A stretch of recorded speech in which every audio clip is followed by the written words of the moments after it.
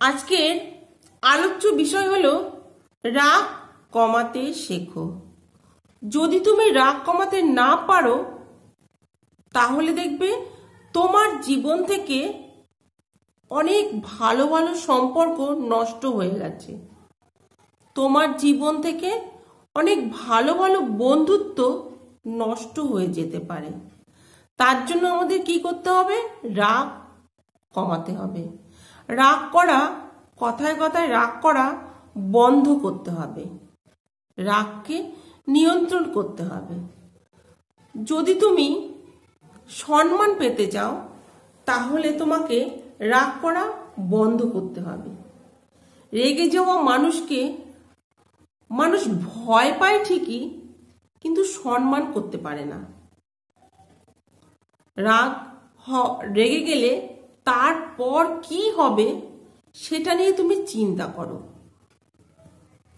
রাগ হলো ক্ষণস্থায়ী, এটাকে নিয়ন্ত্রণ করো। দেখবে রাগকে যদি তুমি নিয়ন্ত্রণ করতে না পারো তাহলে দেখবে একদিন এই রাগই তোমাকে নিয়ন্ত্রণ করবে। তার ফলে আমাদের রাগের ফলে আমাদের কি হয়? আমাদের বন্ধুত্ব সংখ্যা কমতে পারে। রেগে যাওয়া মানুষের বন্ধুত্বের সংখ্যা কমতে থাকে। এদের থেকে সবাই দূরে থাকতে চায়, দূরে থাকে। তাই মানুষ যখন রেগে যায় তখন দেখবে মানুষ বাস্তবটা বুঝতে চায় না, সত্যটা বুঝতে চায় না।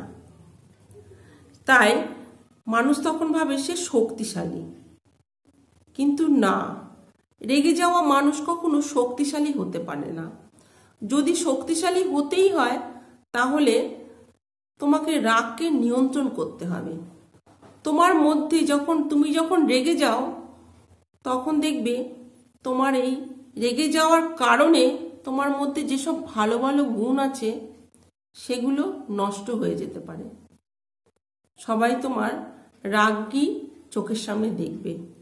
তাই জন্য রাগের মাথায় কখনো কোনো সিদ্ধান্ত নেওয়া ঠিক না।